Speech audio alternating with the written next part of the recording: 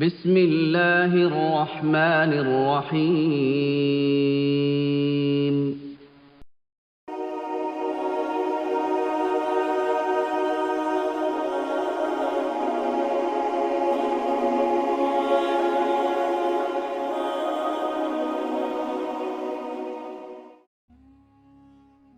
اس میں بڑا اختلاف یہ ہے کہ مکہ مکرمہ کون سی تاریخ میں فتح ہوا۔ امام بہقی نے 13 رمضان، امام مسلم نے 12 رمضان، امام احمد نے 18 رمضان بتایا، مگر محمد بن اسحاق نے اپنے مشائخ کی ایک جماعت سے روایت کرتے ہوئے فرمایا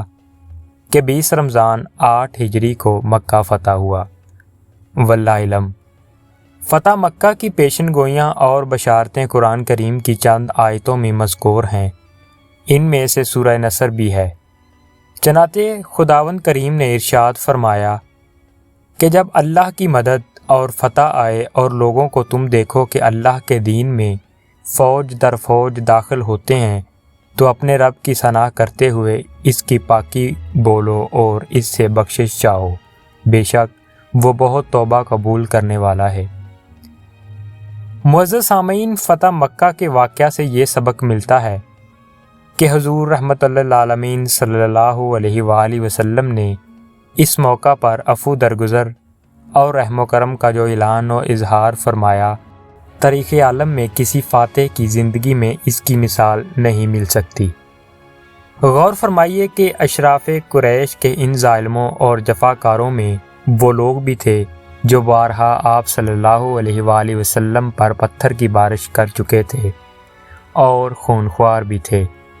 جنہوں نے بارہا آپ صلی اللہ علیہ وآلہ وسلم پر قاتلانہ حملے کیے تھے۔ وہ بے رحم و بے درد بھی تھے، جنہوں نے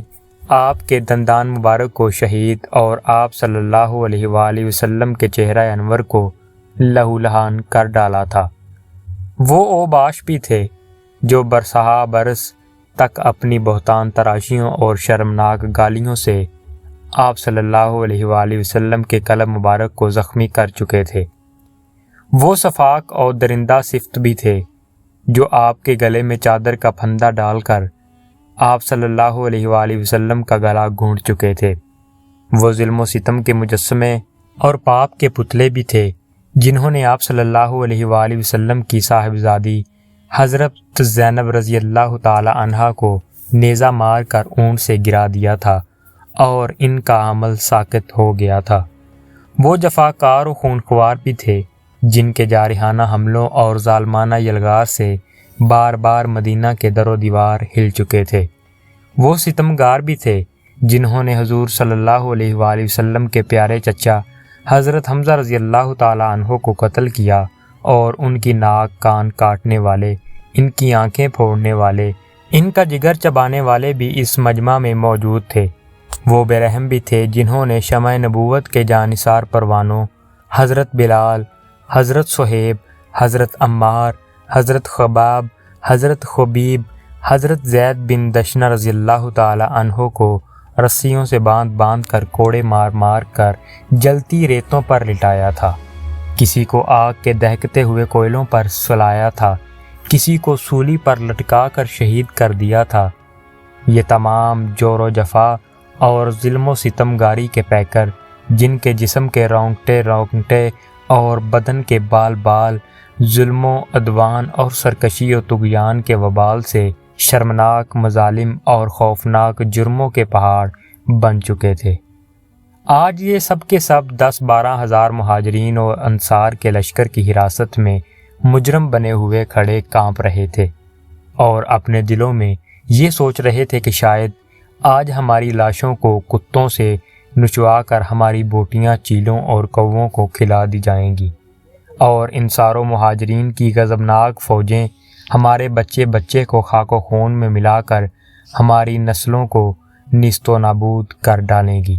اور ہماری بستیوں کو تخت و تاراج کر کے تہس نہس کر دیں گی۔ مگر ان سب مجرمین کو رحمت العالمین صلی اللہ علیہ وآلہ وسلم نے یہ کہہ کر معاف فرما دیا کہ انتقام تو کیسا،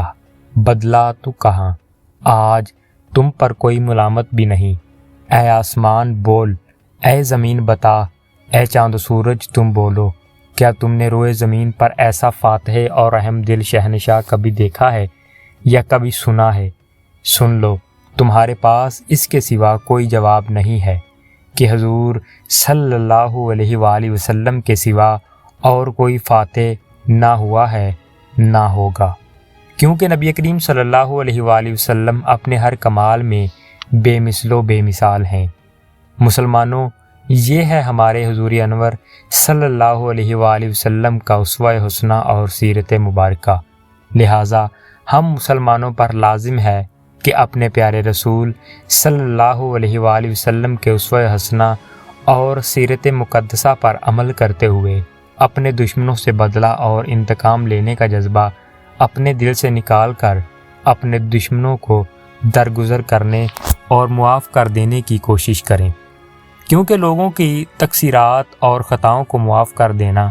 یہ ہمارے رسول اکرم صلی اللہ علیہ وآلہ وسلم کی سنت بھی ہے، اور یہی امت کے لیے حضور صلی اللہ علیہ وآلہ وسلم کی تعلیم بھی ہے۔ معزز سامعین، نبی کریم صلی اللہ علیہ وآلہ وسلم کی حدیث مبارکہ ہے، یعنی جو تم سے تعلق کاٹے تم اس سے میل ملاپ رکھو، اور جو تم پر ظلم کرے اس کو معاف کر دیا کرو، اور جو تمہارے ساتھ بدسلوکی کرے تم اس کے ساتھ احسان اور اچھا سلوک کرو۔ اور قرآن مجید میں بھی عفو تقصیر اور دشمنوں سے درگزر کر دینے والوں کے بڑے بڑے درجات و مراتب بیان کیے ہیں۔ ارشاد باری تعالیٰ ہے کہ یعنی لوگوں کی خطاؤں کو معاف کر دینے والے اللہ تعالیٰ کے محبوب بندے ہیں اور بڑے درجات والے ہیں۔ خداوند کریم ہر مسلمان کو رسول اکرم صلی اللہ علیہ وآلہ وسلم کے اسوہ حسنہ اور سیرت مبارکہ پر عمل کرنے کی توفیق عطا فرمائے، آمین۔ وما علینا الا البلاغ المبین۔ شکریہ۔